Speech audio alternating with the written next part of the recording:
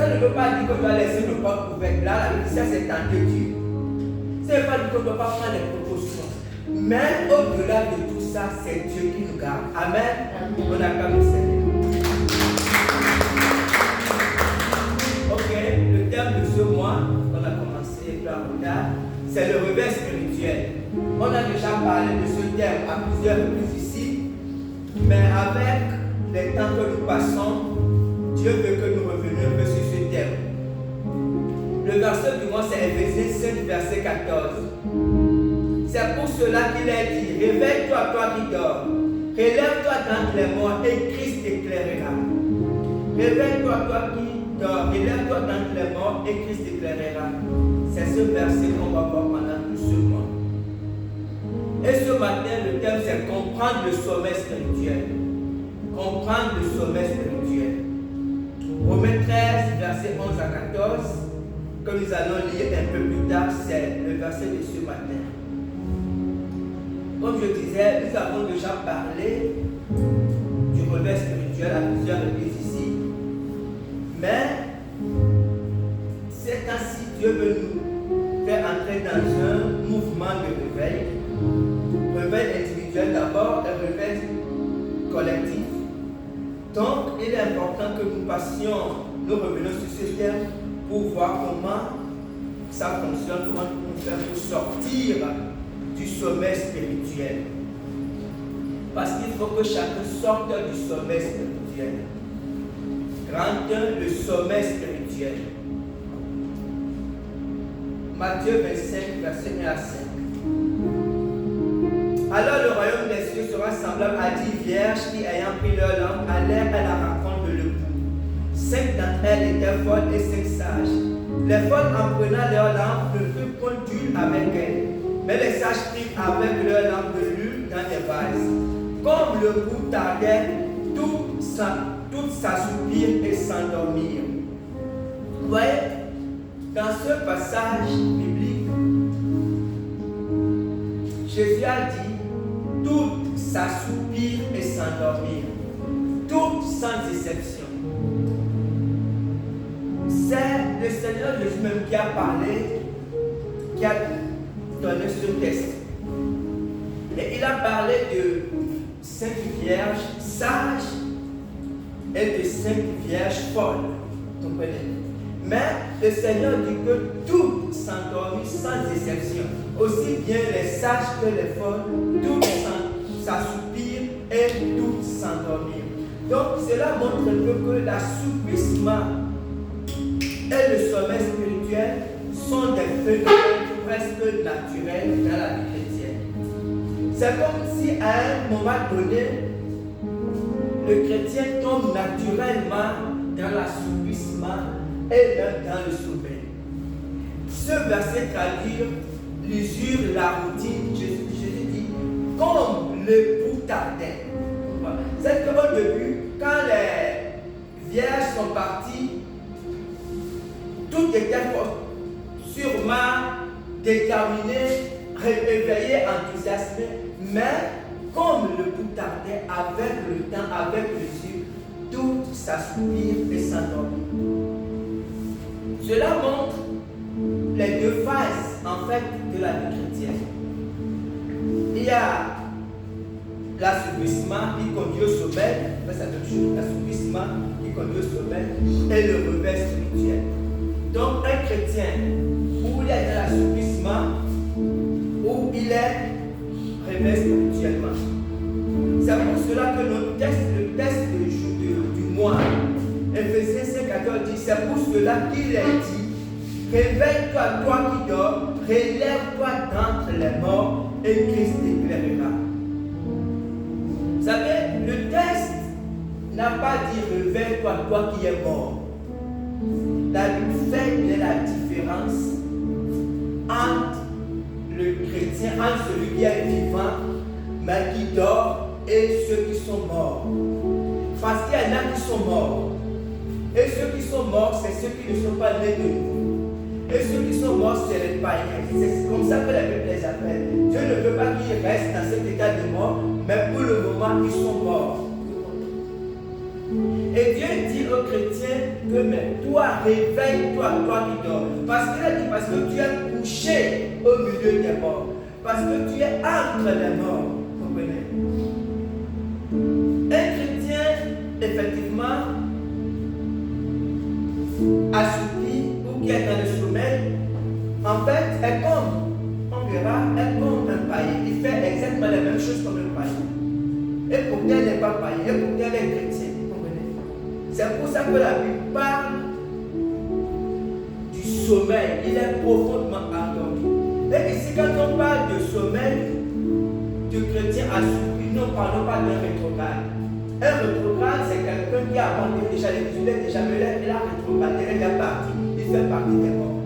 Un chrétien assoupi, c'est quelqu'un qui fréquente l'église, il continue à venir, il peut faire même partie des responsables de l'église. Il peut être même pasteur, mais être assoupi, il peut être même pasteur et être dans le sommeil.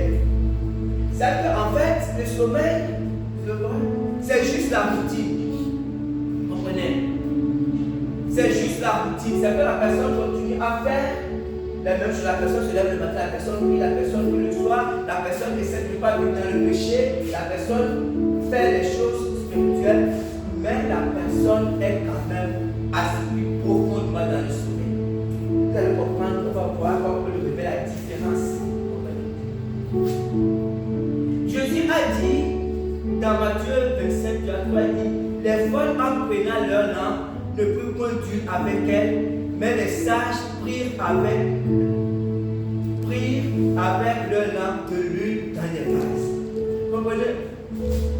Ici, Jésus dit que toutes s'étaient endormies, mais il y avait une différence entre les sages et les femmes. En fait, c'était la seule différence qu'il y avait entre ces deux catégories de femmes.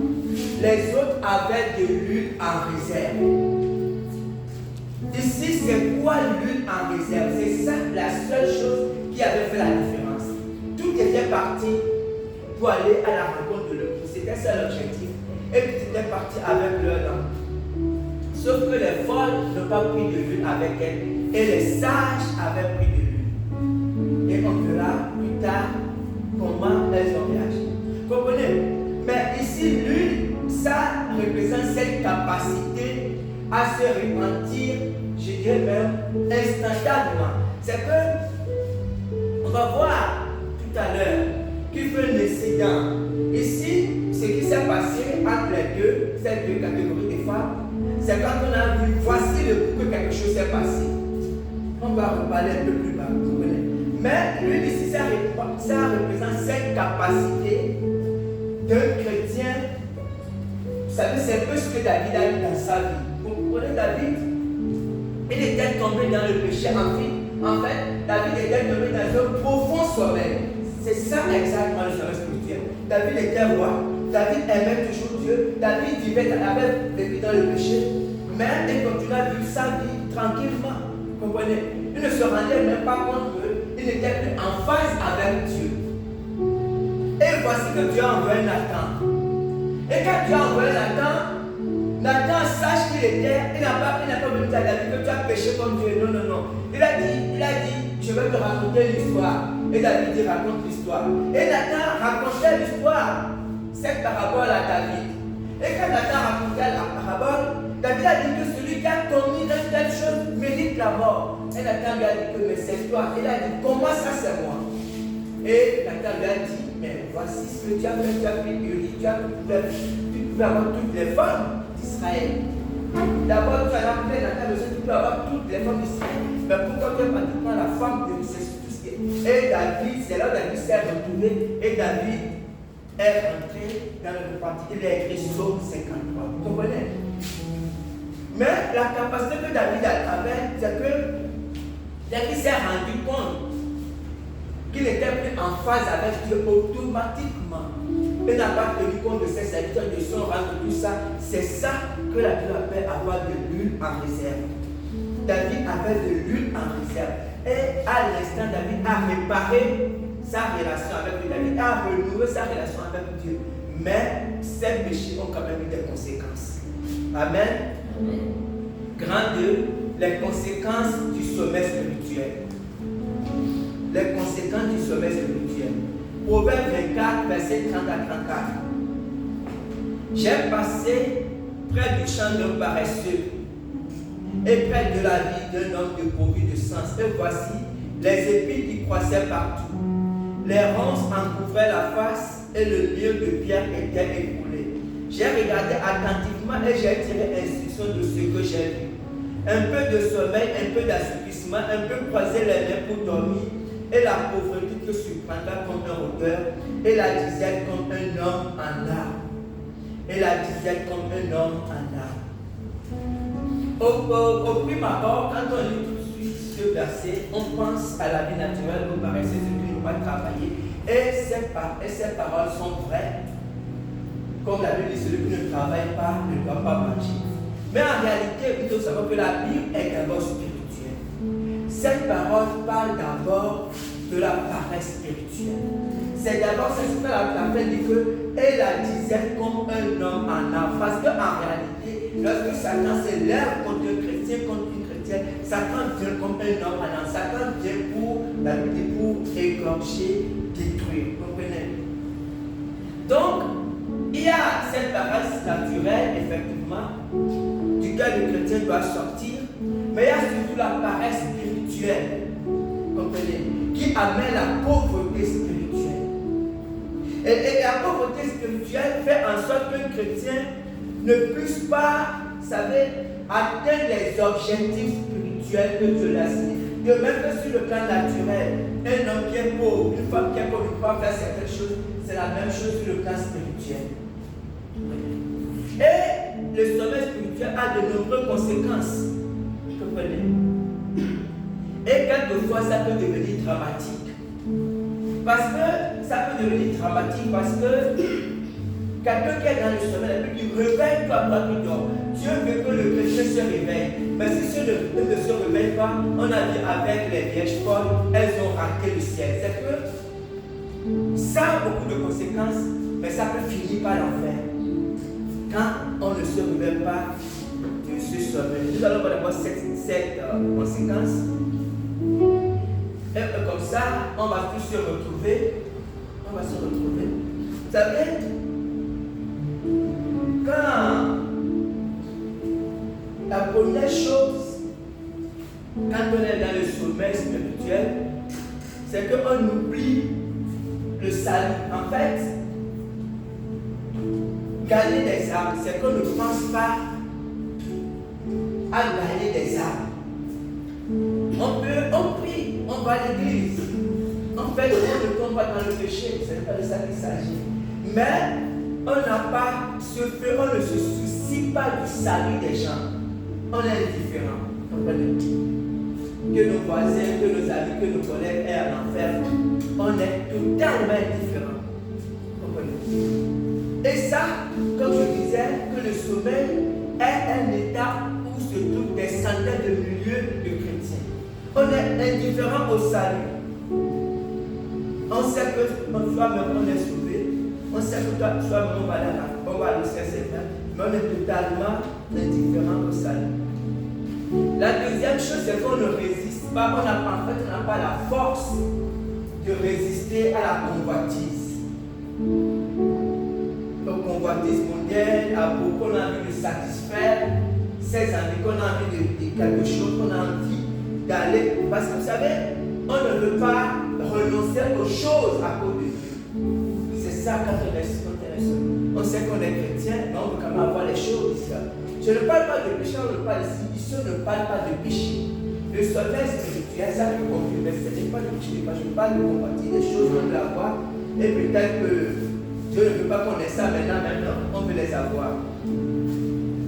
Et la troisième chose, effectivement, on tombe facilement dans le péché, parce qu'on n'a pas la force de résister au péché. Quand on est dans le sommeil, on tombe, parce qu'on est tiède en fait, donc c'est le but, on est tiède, on est tiède. La quatrième chose, on néglige sa communion avec Dieu. Quand on dit communion avec Dieu, comme je disais, ne pensons pas que c'est prier le matin, prier le soir. On prie le matin, on prie le soir, on va à l'église, si on est responsable à l'église, on fait ça, tout ça, ça c'est bien. Mais une communion, c'est une relation vivante qu'on entretient avec Dieu. On passe du temps avec Dieu, on lit la Bible, c'est ça la communion avec Dieu. Donc on néglige ça. C'est qu'on n'a pas, en fait, on n'a pas le temps, on n'a pas beaucoup de temps. On n'a même pas la motivation. C'est qu'on a la paresse d'aller dans la présence de Dieu pour on a la paresse de lire la Bible. Voilà.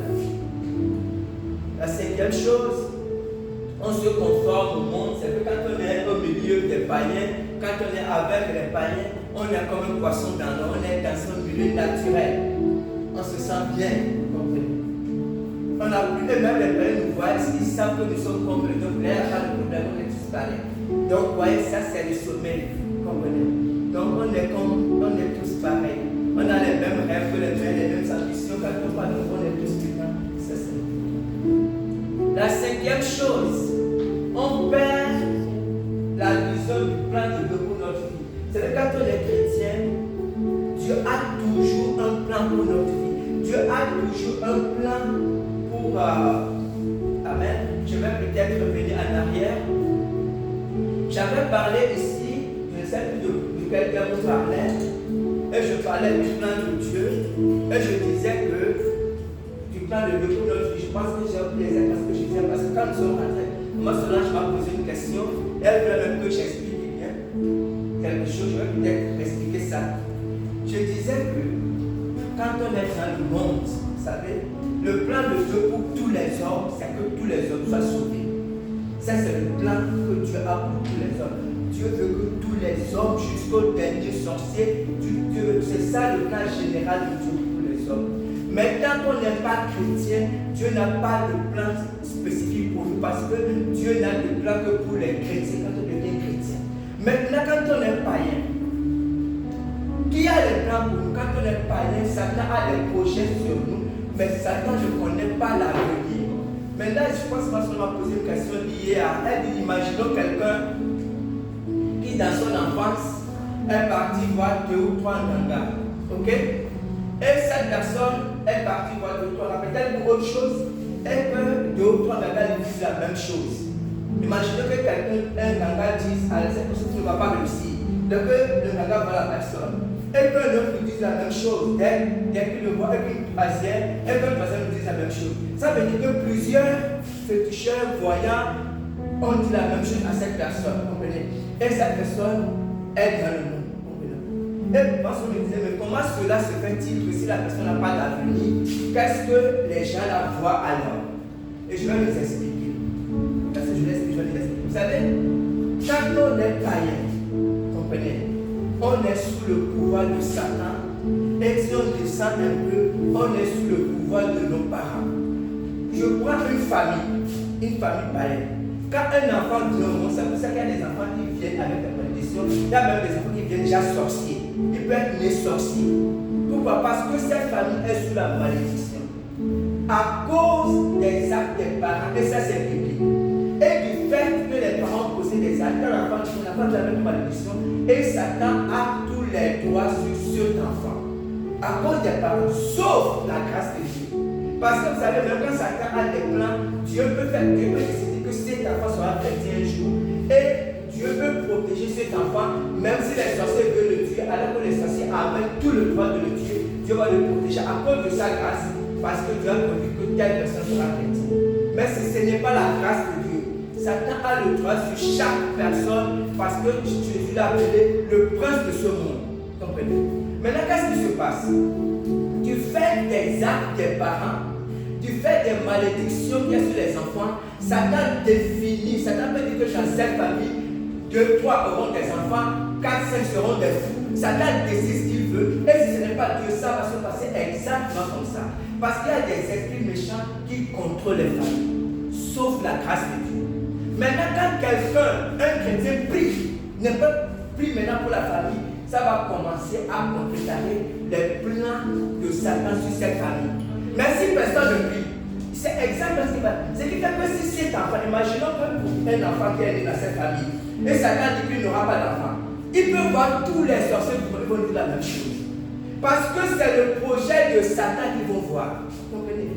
C'est comme ça que ça se passe. Maintenant, quand quelqu'un, un chrétien, ou quelqu'un de la famille, c'est là où la guerre commence. Parce que quand tu pries, tu permets à Dieu d'avoir un regard sur cette famille. Et quand Dieu commence par C'est pour ça que tu dois aller prêcher l'évangile. Quand les gens reçoivent l'évangile, ça les fait sortir du plan de Satan. Sinon, à la base, c'est le plan de Satan qui est sur nous. Pourquoi la Bible dit que réveille-toi toi qui dors, relève-toi quand les morts? Parce que tous sont morts. Pour Dieu, tous les païens sont des morts vivants. Comprenez? Si ce n'est pas la grâce de Dieu, ils sont des morts vivants, déjà spirituellement. Ils sont là, ils sont des morts vivants. Et Satan peut en faire ce qu'il veut. C'est pour ça que quand les choses arrivent, les choses se passent dans le monde, Dieu nous rend responsables, nous les chrétiens. Jésus a dit, vous êtes la lumière du monde, vous êtes le ciel de la terre. C'est pour ça que quand le chrétien dort, quand nous dormons, nous permettons au règne de Satan de s'avancer, de grandir. Mais c'est vrai que pour ne pas dormir, en fait, nous avons un prix à payer. Mais c'est ce prix-là que nous ne voulons pas payer. Comprenez? Donc, c'est juste une parenthèse pour comprendre que dans une famille, ou par exemple, un père sorcier, quand il est sorcier, c'est quelqu'un qui ne mange pas les gens, il est un ganga. Quand tu es un ganga, pour que tu es un sorcier, c'est la même chose. Parce que tu traites avec les esprits méchants. Mais quand tu fais ça, il faut savoir que tes enfants sont sous la malédiction jusqu'à la 4e génération. Jusqu'à ce qu'ils sont tous maudits en fait. Ce qui fait que quand ils sont maudits, Satan peut en faire ce qu'il veut. Satan peut décider que toi ne vont jamais réussir. Il peut passer tous les examens, ils ne vont jamais réussir. Et c'est ce qui va arriver dans la famille, vous comprenez? Sauf si ces enfants-là vont signer de passer, que les enfants peuvent décider d'aller voir un sorcier, de faire des sacrements, de dire que bon, comme on est quatre, on sacrifie une personne pour que les deux réussissent. Là, ça peut marcher. C'est une alliance diabolique qui peut ouvrir d'autres portes, mais les générations futures seront aussi sous malédiction. Donc, c'est comme ça que le monde fonctionne. En tout cas, le monde de Satan. Sauf, mais quand Dieu rentre dans une famille, Dieu commence par sauver les gens. Ça veut dire que là où il y a l'échec, Dieu transforme ça en victoire. Là où il y a les maladies, les malédictions, Jésus a dit à l'école, il a dit quoi? De prier, quand je suis envoyé ici. Il a dit de chasser les démons. Pourquoi? Parce que c'est les démons. Vous voyez cette histoire-là, cette femme de père de sang. Jésus a dit quoi? Jésus a dit cette fille d'Abraham que Satan a tenu pendant 38 ans. Satan a gardé en captivité. Elle avait le père de sang. Elle était juive, mais Satan l'avait tenue. Elle ne pouvait, si ce n'était pas Jésus, elle ne pouvait pas sortir de là. Voilà ce que Satan veut faire des gens. Satan tient des gens, des familles entières en captivité. Et Satan peut en faire ce qu'il veut, si ce n'est pas la grâce de Dieu. Et si ce n'est pas un chrétien, vous savez, c'est pour ça que le chrétien, quand il ne connaît pas Dieu, ne veut pas que nous soyons pauvres. Dieu veut que nos besoins soient pourvus. Peut-être que Dieu ne veut pas que nous soyons riches, mais quand le chrétien, nous commençons pas à avoir les mêmes ambitions que les païens, nous passons à côté de ce qui est important pour Dieu. Parce que nous devenons égoïstes. En fait, Dieu nous a sauvés pour le bien des autres, pour que nous puissions porter le fardeau des autres, pour que nous puissions prier pour les autres. Mais quand nous sommes centrés sur nous-mêmes, il nous sera difficile de voir l'intérêt des autres. C'est pour ça que nous parlons du réveil. Le réveil, c'est pour l'intérêt de Dieu. Et quand Dieu sauve une seule personne, vous savez, quand Dieu a appelé Pierre, Pierre était dans la barque avec son frère André. Ils étaient avec leur père. Quand Jésus leur a dit, suivez-moi et je vous ferai pécheurs d'âme. Quand Jésus les appelait, Jésus avait déjà une vision, un projet. Ça fait dans la tête de Jésus, dans le cœur de Jésus, Jésus voyait déjà l'avenir de Pierre. Il voyait déjà ce que Pierre va devenir. Il dit, je vous ferai pécheurs d'hommes. Et c'est ce que Pierre est devenu. Donc quand Dieu appelle quelqu'un, dans le cœur de Dieu, dans la tête de Dieu, Dieu a déjà un projet. Dieu sait que telle personne va ce qu'il va devenir. Telle personne, Dieu a déjà ce projet. Si seulement si cette personne marche dans la volonté de Dieu. Oui. Mais quand dans le sommeil, on oublie ça, ça ne nous intéresse plus. Et le chrétien qui est dans le sommeil, le risque le plus important, il peut rater l'enlèvement. Romains 13, on dit, cela importe d'autant plus que vous savez en quel temps nous sommes. C'est l'heure de vous réveiller en fin du sommeil, car maintenant le salut est plus proche de vous que lorsque vous avez cru. Amen. Il est important, vous savez, qu'on soit réveillé du sommeil. Les 5 vierges folles ont raté le ciel parce qu'elles n'avaient pas dû et elles ne pouvaient plus se réveiller. C'était trop tard pour elles. Et elles sont passées à côté. Grand 3, et je vais finir avec ça. La décision. Matthieu 25, versets 5 à 7. Comme l'époux tardait, tous s'assoupirent et s'endormirent. Au milieu de la nuit, on cria, voici l'époux, allez à sa rencontre. Alors toutes ces vierges se réveillèrent et préparaient leur lampe. Amen. Voici ce qui s'est passé. Jésus qui raconte l'histoire, le Seigneur a dit que mais comme l'époux tardait, toutes les 10 vierges se sont assoupies et toutes se sont endormies. Mais il y a eu comment? Il y a quand on a crié, voici l'époux. C'est là où toutes se sont réveillées. Mais malheureusement, il y avait 5 qui n'avaient pas assez d'huile. Il y avait 5 qui n'avaient pas cette capacité. L'huile d'abord, c'est le Saint-Esprit. Le Saint-Esprit en réserve. C'est aussi la capacité de repentance totale. Quand je dis repentance, je ne parle pas d'une petite chose. En fait, d'abandon total. C'est que, en fait, ce qui bloque Dieu, c'est l'abandon total. C'est que c'est le reflet du Seigneur. Prends tout. Quand je dis prends tout, c'est vraiment prendre tout, on dépose tout entre les mains de Dieu. C'est cette capacité. Il y a des chrétiens qui ne sont pas capables. C'est comme l'histoire dans, je pense que c'est Matthieu 19, l'histoire du jeune homme riche. Quand Jésus lui a dit, il te reste une chose, va avant tout ce qu'il y a. Ce chrétien, c'était un chrétien, il est venu à Jésus, il a dit, je fais tout ça depuis ma jeunesse. Mais il n'avait pas, c'était trop dur, il n'acceptait pas. Parce que c'est là lui coûtait trop d'abandon. Lui dit qu'il avait de grands pieds. Il avait de grands pieds. Donc, abandonner tout ça comme ça, c'était difficile pour lui. Jésus dit qu'il est parti tout triste. Vous comprenez? Et c'est ça de ça que Jésus parle. En fait, quand je parle de 10 vierges, je parle de catégories. Il y avait 5 catégories de chrétiens et 5 autres catégories qui étaient sages.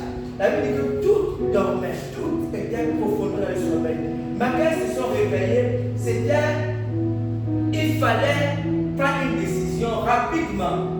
Et les 5 sages avaient la capacité. C'est ça que la Bible appelle de l'huile en réserve. C'est que elles avaient la capacité de renoncer à tout, à l'instant même. Alors que les 5 folles n'avaient pas cette capacité. Elles demandaient, les autres ont dit non à l'acheter parce qu'en réalité, personne ne peut. En fait, ça ne se partage même pas. Les autres, celles qui, les sages ne peuvent même pas leur donner de l'huile parce qu'en fait, c'est un caractère personnel, c'est les décisions personnelles. Il faut faire le choix tout de suite de tout abandonner entre les mains de Dieu. Et c'est ce que les sages ont fait.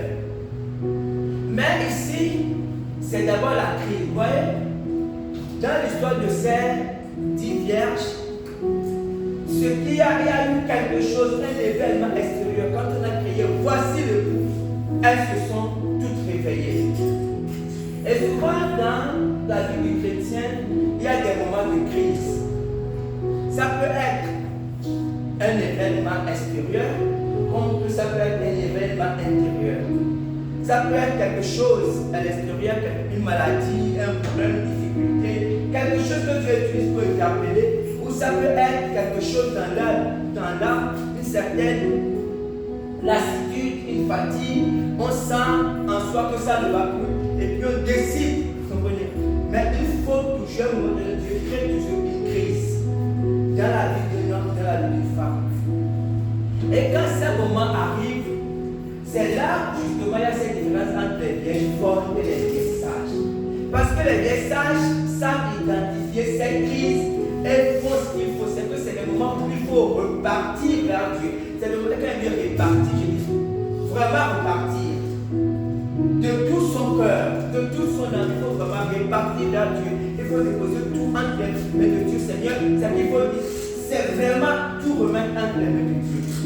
Mais il y a d'autres aussi qui ressentent cette crise, mais qui ne sont pas prêts à payer le prix ou cherchent les solutions ailleurs. C'est que en tant que chrétien, si à un moment donné tu sens dans ta vie comme une lassitude, quand tu es fatigué, quand tu es fatigué, je ne parle pas physiquement, intérieurement, il faut te tourner vers Dieu. Parce que, vous savez, en restant des choses, il y a des gens dans le monde qui ressentent ça. Quand ils ressentent ça, ils prennent la drogue pour oublier, ils prennent la drogue.